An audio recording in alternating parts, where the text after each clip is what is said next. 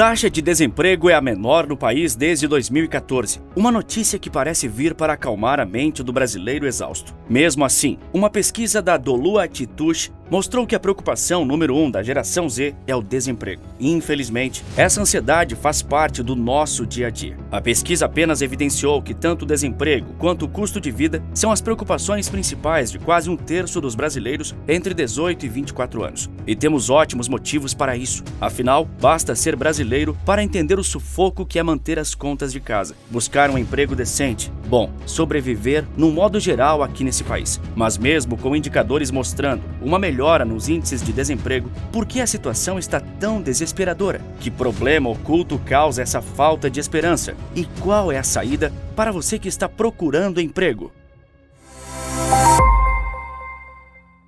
O desemprego caiu. É o que disse o IBGE, dia 31 de janeiro de 2024. O índice de pessoas desocupadas caiu para históricos 7,4%, demonstrando um avanço, não só no emprego para a população, mas na renda das famílias do país. Isso representa um aumento considerável de pessoas entrando à força de trabalho e contribuindo com a economia. Esse número está em queda desde meados de 2017, quando atingiu seu pico de 13%. E notícias como essas devem ser um alívio para muitos trabalhadores. Muitas pessoas se envolvendo na atividade produtiva do país é sempre um bom sinal. Mas então, por que a população jovem está mais preocupada com o futuro do que nunca? Seria só ansiedade sem razão? Infelizmente não. Essa ansiedade tem um grande fundamento por trás. Mas talvez eu tenha uma resposta para o problema. O número publicado pode até ser bonito e chamativo. Um número bom para o governo divulgar sobre si mesmo e fingindo imparcialidade, chamar a atenção para a boa administração que está fazendo no Brasil. Mas se o número publicado é bonito e conveniente para o governo, os detalhes do número revelam a feia realidade que assola os brasileiros. Isso porque nem todos os empregos são criados iguais, e o que vocês estão vendo é um truque.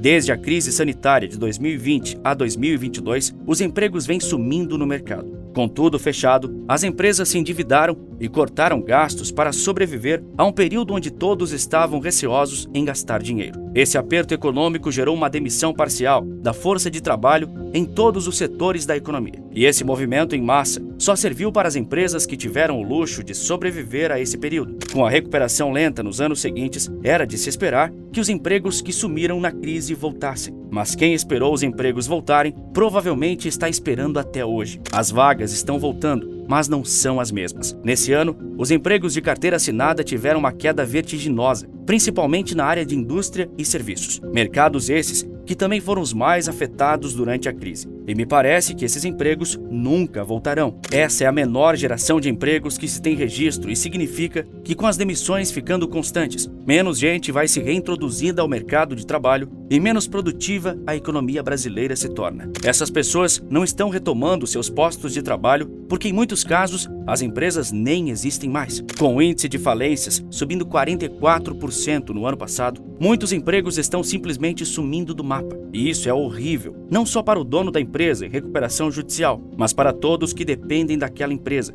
tanto clientes quanto colaboradores. Uma menor demanda por trabalho joga o preço da mão de obra lá embaixo, faz com que salários caiam e essa queda é uma proposição terrível para qualquer trabalhador brasileiro. A falta de trabalho afeta toda a economia. Mais pessoas vão usufruir da economia sem produzir. Menos será consumido pelo povo no geral e menos dinheiro terá em circulação, e todas essas três coisas são a fórmula perfeita para um loop desastroso. Os trabalhadores agora sem lugar onde trabalhar têm que escolher entre três caminhos disponíveis. O primeiro caminho é bem simples. Se os trabalhos são difíceis de achar e os trabalhos disponíveis não valem a pena, então por que trabalhar? Essa é a resposta de muitos para um mercado muito exigente e pouco recompensador. Não há dúvidas de que existam empregos em algum lugar por aí, mas para muitos a distância, ou as horas perdidas, ou qualquer outro aspecto do trabalho acabam dificultando e até impossibilitando que a vaga seja preenchida. Isso sem falar no salário. Desde 2020, o Brasil vem tendo uma inflação acima do teto esperado. A inflação que cresce o preço das coisas certamente dificulta todo o resto da economia, mas sem dúvida afeta mais as pessoas que dependem de um salário para sobreviver. E os salários não costumam sofrer reajustes tão frequentes quanto commodities. Então, para essas pessoas, se o salário é menor do que o esforço, eles não trabalham. Geralmente, aqueles que optam por não trabalhar são jovens adultos que ainda sobrevivem com a renda dos pais. É o efeito chamado de nem-nem. A pessoa nem estuda, nem trabalha, e se acostuma com o marasmo de uma economia que poderia estar cooperando com ela, mas não está. A primeira impressão que muita gente tem é que essas pessoas são preguiçosas. Esses nenéns só precisam acordar cedo e sair procurando e uma hora acharão um emprego. No entanto, embora possa ter sido assim no passado, hoje, devido à escassez de empregos disponíveis, a realidade é muito mais cruel com essas pessoas. O Brasil tem hoje a segunda maior população de nenéns do mundo, revelando uma causa estrutural para o problema. Essa epidemia de nenéns é mais encontrada na camada mais jovem da população e por um bom motivo. Essas pessoas tentando entrar no mercado de trabalho são as que oferecem o menor valor agregado e o maior risco ao empregador na maioria dos casos. Isso faz com que os empregadores tenham a tendência de recusar as pessoas jovens exatamente pelo risco que elas representam para a saúde da empresa. E aqui nós vemos um efeito que é bem cruel para os novos trabalhadores e meio contra-intuitivo. É esperado de empregados que eles gerem uma certa quantidade de valor para a empresa para que ele, primeiro, pague os próprios custos e, segundo, ajude a empresa a gerar lucro. O que acontece é que com as leis trabalhistas pesadas que temos no país, o custo de contratar alguém sobe. E com isso, a pessoa que não consegue produzir o suficiente para se manter, como por exemplo, pessoas jovens que estão em treinamento ou precisando de experiência, tendem a não ser contratadas pelas empresas. Assim surge a explicação para os nenéns, a categoria de pessoas que não estão desempregadas porque já desistiram de tentar em um sistema que deixou elas para trás. Mas se parar de trabalhar não é a solução. Qual será?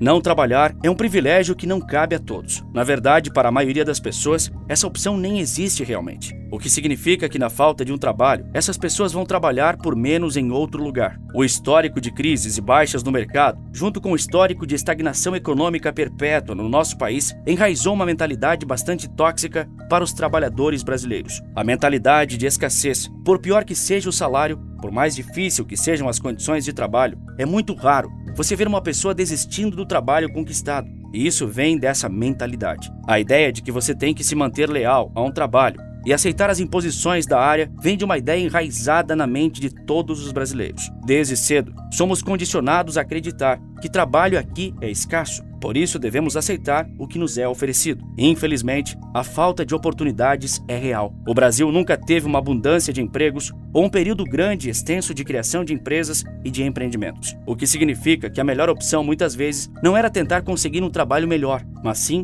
focar em não perder o seu trabalho atual. Isso força pessoas a, por costume, pensar nesses termos e aceitar a primeira oportunidade que aparece, por pior que seja, para evitar o risco de ficar sem trabalho no futuro. Essa mentalidade de eu preciso me manter nesse emprego para pagar as contas e sobreviver é uma ideia que prevalece nos dias de hoje em muitos lugares no Brasil, mesmo com as pessoas sabendo que a condição delas não vai melhorar enquanto elas não tentarem melhorar. São essas pessoas que sacrificam o futuro pelo bem do presente, que ficam cada vez mais presas nos chamados subempregos. Hoje, no Brasil, quase 40 milhões de pessoas trabalham de uma forma ou outra em subempregos. Sejam pessoas formadas que não encontram vagas em suas áreas, ou pessoas com baixa escolaridade que aceitam esses empregos por mera necessidade. Os subempregos tendem a ser salário mínimo, junto de um acúmulo de funções e jornadas de trabalho exaustivas. Alguns dos subempregos são descritos assim porque eles violam várias regras trabalhistas e jurídicas para acontecer. Vários empregos de freelance são assim. E esses subempregos existem exatamente porque eles são proibidos por lei, mas necessários para o estabelecimento. Isso joga esses empregadores e empregados que precisam um do outro a recorrerem à ilegalidade e acordos sem contrato, que podem muito bem ser usados pelo elo mais forte da negociação, o que não é nunca um bom sinal. Essa negociação de contrato deixa a situação arriscada tanto para o contratante, que não tem garantia nenhuma, quanto ao seu empregado, quanto para o contratado, que está à mercê do contratante. A vida no subemprego é feita de ansiedade e baixo salário. É muito difícil sair dessa situação, porque os empregos que se encaixam ali são normalmente exaustivos e consomem muito esforço para pouco pagamento. Essa também é uma solução terrível para o problema, mas às vezes é a sua única opção. As duas opções, não trabalhar e trabalhar em subempregos, têm suas desvantagens em relação a trabalhos normais, fora o salário mais baixo. É possível que essas situações sejam responsáveis por uma gama de prejuízos à saúde, envolvendo desde problemas psicológicos, como ansiedade, depressão e burnout, até exaustão física propriamente dita. Isso nós tratamos no nosso vídeo sobre o assunto da depressão no Brasil. Mas resumindo, essas duas situações provocam males horríveis para a saúde do corpo e da mente, e esses problemas problemas sistêmicos de saúde inevitavelmente se transformam em estresse no sistema público de saúde. Ou seja, esse problema custa caro no bolso de todo mundo, não só no dos desempregados. Mas existe uma terceira saída, que tanto trabalhadores quanto subempregados e desempregados conseguem ter. E o terceiro grupo são os autônomos. Cansados de esperar portas se abrirem e oportunidades nascerem, essas pessoas correm para os novos meios de se fazer dinheiro com a ajuda das tecnologias disponíveis hoje em dia. A maior parte das pessoas toma tecnologias como Hotmart para vender cursos sobre diversos conhecimentos que elas possuem para outros. Existe uma gama infinita de serviços que podem ser prestados, pequenos negócios a serem abertos, que se tornaram a solução para muitos brasileiros desesperados. Por fim, também tem as profissões que até pouco tempo eram hobbies. Criadores de conteúdo como youtubers, streamers e podcasters se tornaram um setor do mercado valorizado à medida que as condições normais de trabalho se esvaem. Mas o que todos esses últimos têm em comum é o risco. Uma porcentagem muito pequena desse terceiro grupo tem sucesso, com a maioria se esforçando múltiplas horas por dia e dedicando grande parte de suas finanças para um projeto que 9 de 10 vezes falha. A realidade dessa terceira escolha é que se resume a um campo de conhecimento que nunca fomos preparados para lidar: o empreendedorismo. Muitos podem dizer que é um dom, depende de uma veia empreendedora especial que nem todo mundo tem. Mas vou te contar um segredo: não é bem assim que o mercado funciona. Assim como em outras áreas, é necessário estudo, dedicação e agregação de valor sempre. Se você tem interesse em ser como aquele youtuber ou podcaster que tanto admira, eu tenho um recado muito importante para você. Então fica até o final aqui comigo. Porque antes, eu preciso falar de um outro problema que muitos não se atentam quando criam seu CNPJ e entram no mundo de microempreendedor. Dadas todas essas saídas, vemos que existe um problema bem grande em contratar e ser contratado no Brasil. A população que não acha empregos e empregadores que não acham profissionais de qualidade para seus postos estão convergindo em uma solução curiosa para os problemas de emprego, a chamada pejotização. A solução para os custos trabalhistas de cada funcionário que as empresas por todo o Brasil acharam foi transformar seus funcionários em empresas e contratar o serviço dessas empresas de uma só pessoa. Essa prática acontece principalmente para flexibilizar as negociações entre as partes e para burlar parte das leis trabalhistas. Mas tenha em mente que para algumas profissões é incrivelmente ilegal. Contudo, para outras, as coisas são mais complicadas. Essa é uma questão abordada de novo e de novo nas cortes brasileiras, porque em alguns casos, as profissões realmente podem ser entendidas como empresas de uma pessoa só. Dubladores, programadores, roteiristas e fotógrafos são só alguns exemplos daqueles que compõem as próprias empresas e podem ter vários outros clientes ou contratantes sem formar relações empregatícias. E é nessa área cinza